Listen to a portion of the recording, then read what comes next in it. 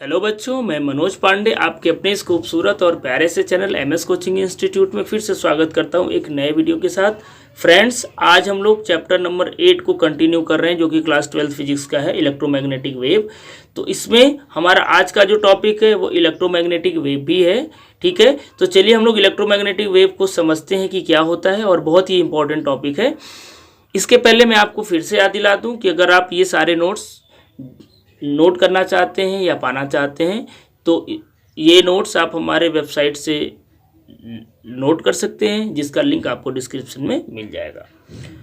ठीक है बच्चों, तो चलिए हम लोग स्टार्ट करते हैं। इलेक्ट्रोमैग्नेटिक वेव क्या होता है? देखिए, इलेक्ट्रोमैग्नेटिक वेव जो प्रोड्यूस होता है वो चेंजिंग इलेक्ट्रिक और चेंजिंग मैग्नेटिक फील्ड की वजह से होता है। यानी अगर किसी स्पेस में एक कोई ऐसा सिचुएशन बन रहा है जहां पर इलेक्ट्रिक फील्ड चेंज हो रहा है, तो क्या होता है, इलेक्ट्रिक फील्ड जो चेंज होता है वो चेंजिंग मैग्नेटिक फील्ड बनाता है, फिर चेंजिंग मैग्नेटिक फील्ड फिर इलेक्ट्रिक फील्ड बनाता है, फिर चेंजिंग इलेक्ट्रिक फील्ड फिर मैग्नेटिक फील्ड बनाता है, सो ऑन, ऐसी करके ये सीरीज चलता जाता है। तो इस तरीके से अगर इलेक्ट्रिक फील्ड मैग्नेटिक फील्ड जो चेंजिंग है वो एक दूसरे के परपेंडिकुलर है, तो इन दोनों के परपेंडिकुलर के डायरेक्शन में एक वेव प्रोड्यूस होती है। इसे हम लोग क्या बोलते हैं? इलेक्ट्रोमैग्नेटिक वेव बोलते हैं। तो चलिए इस बात को मैं लिखा हूं बहुत अच्छे से, आप समझ लीजिए। तो electromagnetic wave are the wave which are produced due to the changing electric field E and the magnetic field B sinusoidally। sinusoidally का मतलब होता है कि एक दूसरे को प्रोड्यूस करे तो फिर दूसरा फिर पहले को प्रोड्यूस करे, फिर पहला दूसरे को प्रोड्यूस करे, so on, and propagating through the space such that the two fields are perpendicular to each other and the perpendicular to the direction of the wave propagation। मतलब ये जो चेंजिंग इलेक्ट्रिक फील्ड और magnetic field है ये दोनों एक दूसरे के परपेंडिकुलर रहेगा। सपोज करो कि इलेक्ट्रिक फील्ड एक्स डायरेक्शन में है और मैग्नेटिक फील्ड वाई डायरेक्शन में है, तो जेड डायरेक्शन में वेव प्रोपागेट होगा। आगे इसको मैं डायग्राम के थ्रू भी आपको समझाऊंगा, बिल्कुल कोई टेंशन लेने की जरूरत आपको नहीं है। तो चलिए अब हम लोग समझते हैं कि इलेक्ट्रोमैग्नेटिक वेव का सोर्स क्या है। तो सोर्स ऑफ इलेक्ट्रोमैग्नेटिक वेव कैसे बनता है? तो देखिए, जब कभी भी अगर ऑसिलेटिंग चार्ज, ऑसिलेटिंग चार्ज का मतलब है कि वाइब्रेट कर रहा है, यानी ऐसा कोई चार्ज जो वाइब्रेट कर रहा है, तो वाइब्रेटिंग चार्ज क्या करता है? चेंजिंग इलेक्ट्रिक फील्ड बनाता है, और ये जो चेंजिंग इलेक्ट्रिक फील्ड होगा ये फिर से आपका टर्न करेगा, चेंजिंग मैग्नेटिक फील्ड बनाएगा, और इस तरीके से ये क्या होगा, सीरीज चलता जाएगा। यानी मैग्नेटिक फील्ड इलेक्ट्रिक फील्ड बनाएगा, फिर इलेक्ट्रिक फील्ड मैग्नेटिक फील्ड बनाएगा। तो इस तरीके से अगर ये दोनों फील्ड एक दूसरे के परपेंडिकुलर होते हैं तो इनके परपेंडिकुलर में वेव का प्रोपागेशन होता है। तो इस बात को देखिए कैसे मैं लिखा हूँ।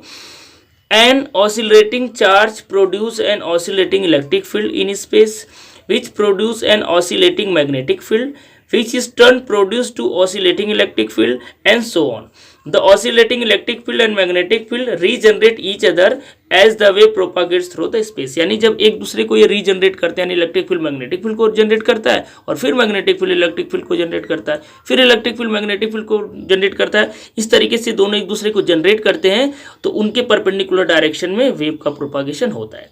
और इसकी जो फ्रीक्वेंसी होती है वो ऑसिलेटिंग चार्ज की फ्रीक्वेंसी के इक्वल होता है। The frequency of the electromagnetic wave numerically equal to the frequency of the oscillating charge. क्योंकि डेफिनेटली भाई ये ऑसिलेटिंग चार्ज ही तो बना है, तो जो चार्ज का फ्रीक्वेंसी होगा वही इलेक्ट्रोमैग्नेटिक वेव का होगा। तो आपको पता है कि चार्ज का फ्रीक्वेंसी क्या होता है, F is equal to 1/2 under root LC, जहां पर F क्या है, फ्रीक्वेंसी है, 2 तो कांस्टेंट है, L क्या है, इंडक्टेंस है, इंडक्टर का भाई जिससे magnetic field electric field produce होगा, और सी क्या, कैपेसिटेंस जो है कैपेसिटर का।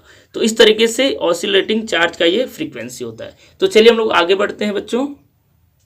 देखिए, the energy associated with the propagating wave comes at the expense of the energy of the source of the accelerated charge. यानी इलेक्ट्रोमैग्नेटिक वेव के अंदर जो एनर्जी होती है वो एनर्जी क्या होती है, एक्सीलरेटेड चार्ज की एनर्जी से आता है। यानी जितना एनर्जी एक्सीलरेटेड चार्ज का होता है, यानी जिससे इलेक्ट्रिक फील्ड बना स्टार्टिंग में, फिर मैग्नेटिक फील्ड बनाया, फिर मैग्नेटिक फील्ड इलेक्ट्रिक फील्ड बनाया, यानी स्टार्ट जो किया, कौन किया इस काम को, एक्सीलरेटेड चार्ज किया। तो एक्सीलरेटेड चार्ज का जो एनर्जी जितना होता है उतना ही एनर्जी इलेक्ट्रोमैग्नेटिक वेव का भी होता है। Electromagnetic wave are also produced when fast moving electron are suddenly stopped by metal target of the high atomic number. This electromagnetic wave are called X rays. X rays भी एक तरीके का क्या है, इलेक्ट्रोमैग्नेटिक वेव है। बाकी हम लोग आगे के वीडियोस में देखेंगे कि टाइप्स ऑफ इलेक्ट्रोमैग्नेटिक वेव क्या होता है। तो एक्सरे का आप जानते हो, जब आपका बोन्स वगैरह फ्रैक्चर हो जाता है तो आप एक्सरे कराने के लिए जाते हो, तो क्या करते हो लोग, फास्ट मूविंग इलेक्ट्रॉन को क्या करते हैं, वहां पर मूव कराते हैं और एक मेटल प्लेट आपके सामने रख देते हैं। तो जो फास्ट मूविंग इलेक्ट्रॉन उससे टकराते हैं मेटल प्लेट से, तो आपका एक्सरे निकलता है और इस तरीके से क्या होता है, वहां पर इलेक्ट्रोमैग्नेटिक वेव क्या होता है, जनरेट होता है।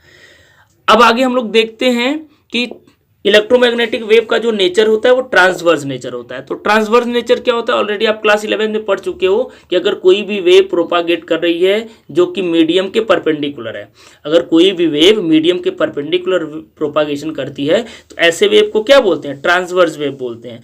तो इस बात को अगर हम लोग ध्यान से देखें तो इलेक्ट्रोमैग्नेटिक वेव किससे बना, इलेक्ट्रिक फील्ड से बना और मैग्नेटिक फील्ड से बना। इलेक्ट्रिक फील्ड मैग्नेटिक फील्ड एक दूसरे के परपेंडिकुलर जो कि एक्स और वाई डायरेक्शन में है, और वेव जो है वो जेड डायरेक्शन के परपेंडिकुलर चल रहा है, मतलब ये तीनों एक दूसरे के परपेंडिकुलर हो गए।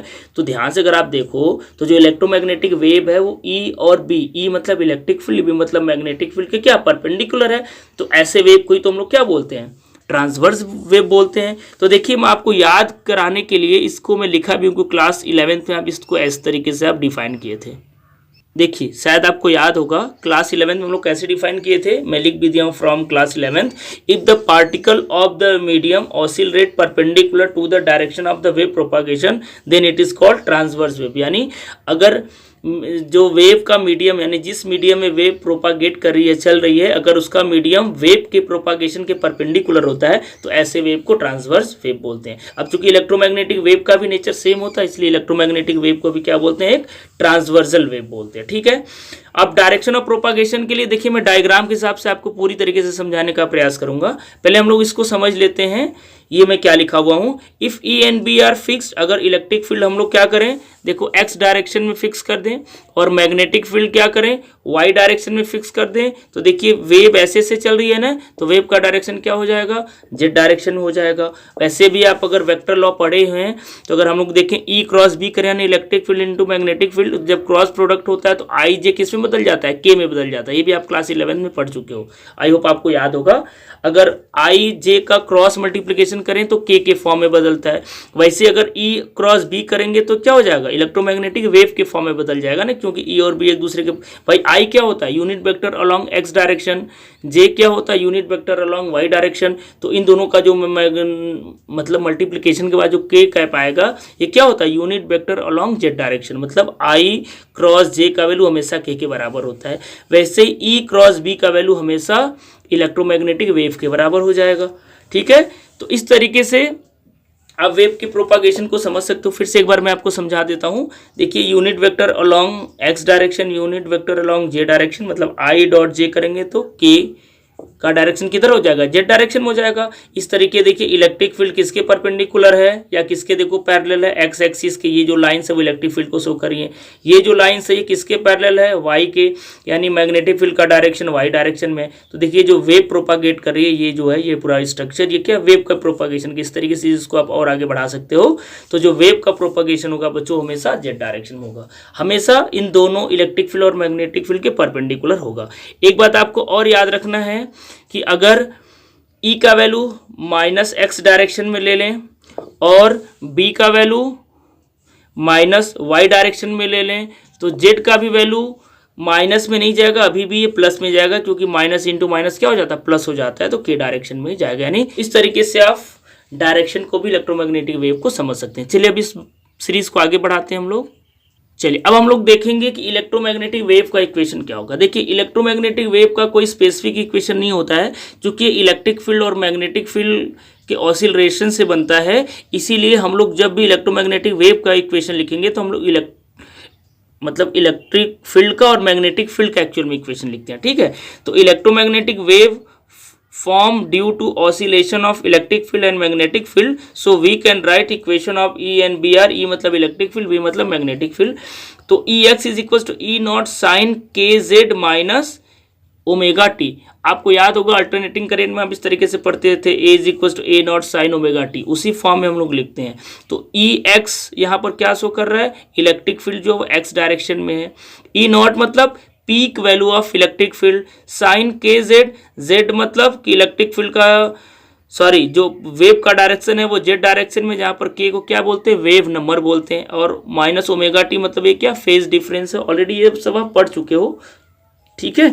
तो इस तरीके से जो इलेक्ट्रिक फील्ड का हम लोग क्या लिखेंगे equation, E X is equal to E naught sine K Z minus omega T. एक बात आपको और याद रखना है कि अगर यहाँ पर साइन माइनस रहेगा दैट मीन जो वेव का प्रोपागेशन है वो क्या है, पॉजिटिव एक्स डायरेक्शन में चल रहा है। और अगर यहाँ पर हम लोग क्या लिख रहे हैं, प्लस कर रहे हैं, यहाँ पर अगर सॉरी माइनस है तो पॉजिटिव एक्स डायरेक्शन में चलेगा, और अगर प्लस कर रहेंगे तो वेव क्या हो जाएगा, उल्टा चलने लगेगा, यानी निगेटिव एक्स डायरेक्शन में चलने लगेगा।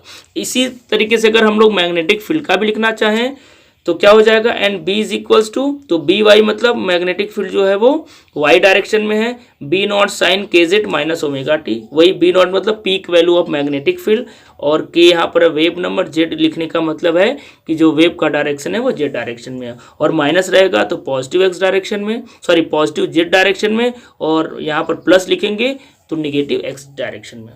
अब चलिए हम लोग स्पीड ऑफ इलेक्ट्रोमैग्नेटिक वेव भी समझ लेते हैं कि इलेक्ट्रोमैग्नेटिक वेव का स्पीड क्या होता है। वैसे तो इलेक्ट्रोमैग्नेटिक वेव का जो स्पीड होता है वो जो लाइट का स्पीड होता है 3 × 10⁸ मीटर पर सेकेंड, वही स्पीड इलेक्ट्रोमैग्नेटिक वेव का भी होता है। लेकिन इसको डिफाइन कैसे करते हैं, Maxwell also observe that the ratio of the peak value of the electric field and magnetic field is equal to the speed of the light. Maxwell ने क्या किया, जो पीक वैल्यू था इलेक्ट्रिक फील्ड का और मैग्नेटिक फील्ड का, उसका ratio देखा तो हमेशा क्या था, सी की इक्वल आ रहा था, C is equal to speed of light, तो स्पीड ऑफ लाइट की इक्वल आ रहा था। दैट मीन्स उन्होंने बोला कि भाई जो इलेक्ट्रोमैग्नेटिक वेव का भी जो स्पीड होता है वो लाइट की स्पीड के बराबर होता है। आई होप पीक वैल्यू आप समझ रहे हैं, ई नॉट बी नॉट। चलिए इसको मैं समझा देता हूँ, यहाँ पर पीक वैल्यू का मतलब क्या हुआ। अगर इस डायग्राम को आप ध्यान से देखें तो देखिए इलेक्ट्रिक फील्ड का ये जो सबसे हाइटेड लाइन होगा ना, यानी ये वाला पॉइंट, इसको हम लोग बोलेंगे पीक वैल्यू, ये ई नॉट है। वैसे ही मैग्नेटिक फील्ड के लिए ये आपका ये हो जाएगा, ये बी नॉट हो जाएगा, यानी जो सबसे हाइट वाला जो वैल्यू होगा सबसे नीचे वाला, ये बी नॉट होगा, तो ये बी नॉट होगा और ये ई नॉट होगा। इस तरीके से बी नॉट ई नॉट को आप समझ सकते हैं।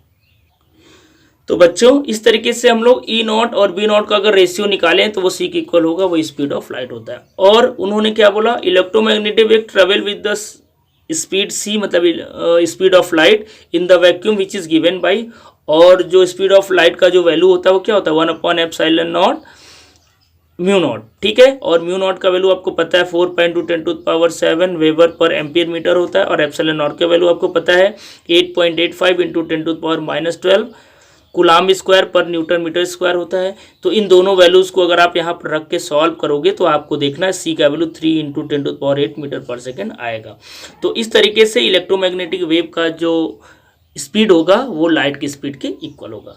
Speed of electromagnetic wave in medium, अगर यहाँ पर फ्री स्पेस ना हो, वैक्यूम ना हो, मीडियम हो, तो यहाँ पर नॉट को सिर्फ आप हटा दोगे तो जो स्पीड ऑफ लाइट होगा यानी speed of electromagnetic wave V होगा वो 1/ε0 म्यू के इक्वल होगा। यानी यहाँ पर परमिटिविटी ऑफ फ्री स्पेस और परमिटिविटी ऑफ मीडियम को आप क्या कर दोगे, यहाँ पर वैल्यू रख दोगे।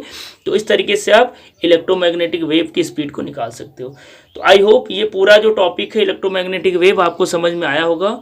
अगर ये वीडियो आपको पसंद आया हो तो मैं आपसे रिक्वेस्ट करूंगा प्लीज़ हमारे वीडियो को लाइक करिए, शेयर करिए, और अगर आप फर्स्ट टाइम हमारे चैनल पर विजिट किए हैं तो चैनल को भी सब्सक्राइब कर लीजिए। इस वीडियो में यहीं तक, नेक्स्ट वीडियो में एक नए टॉपिक के साथ मिलेंगे, तब तक के लिए थैंक यू सो मच।